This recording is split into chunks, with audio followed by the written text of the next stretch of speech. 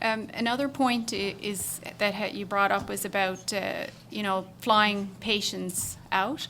And, we live on an island. We have very unpredictable weather. Sometimes, we can be fogged in for days. So that, to me, makes no sense that we would actually be able to do that or sustain that. First of all, you need somebody to stabilize the patient, and that's what the intensive care specialist does, because on occasion we do have to send a patient, say, for surgery to sick kids or whatever. So you still need 24-hour coverage 7 days a week for stabilization of the patient. And then you still, may be stranded and not able to send the patient because of the weather or the, critical nature of the child. Mm-hmm. So that doesn't make sense. If we don't have an ICU, we don't have a tertiary care center. Mm-hmm. Surgeries that happen now are, backup for anesthesia. None of that, all of that is going to be at risk without an intensive care. It has major subspecialty implications if we don't have a fully functioning intensive care unit. From a pediatric cardiology perspective, I cannot adequately care for my patients without ICU backup. And it has implications for the children who are having major surgery, whether that's chest or abdominal surgery, back surgery. These kids need ICU afterwards, and if they can't have it, then the surgeon can't operate, and if a surgeon can't operate, they have no reason to be here either. So you think if ICU goes down, you could start losing surgeons? A lot goes with it, yeah. Some of the surgeons have just quietly said, don't go, for that reason. I have a question for Dr. Reid. You say that resigning was one of the hardest decisions you ever made. You say you love the job.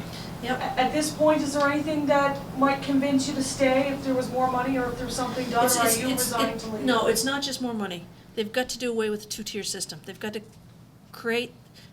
fix the mess that's been created. And would you stay if something changed? I would seriously think about it. It doesn't mean yes or no.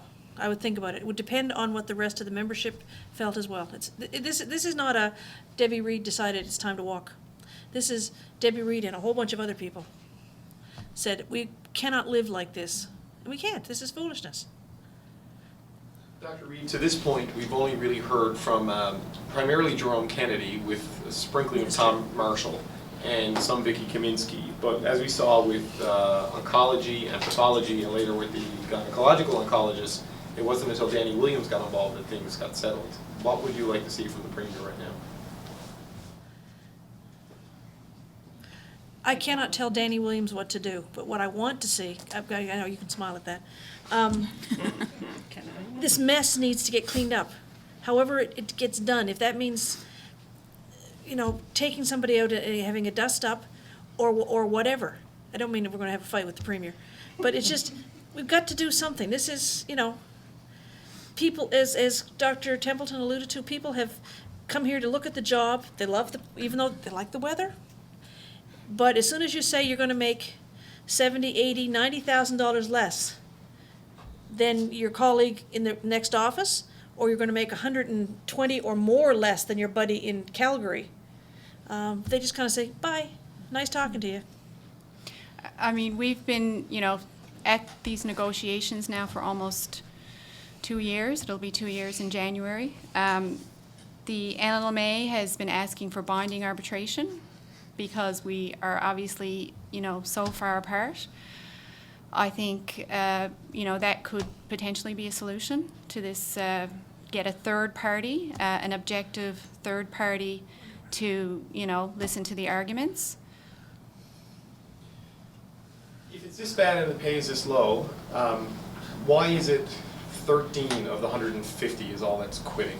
Can someone explain to me why the other 137 would stay, or 136 would stay, because I think it's actually 14. Dr. Buckley, can you shed some light on that? Well, those are all personal decisions. I mean, I'm sure, talking with many of them, that everybody's agonized over this. Should we resign? Should we try and do it as a group?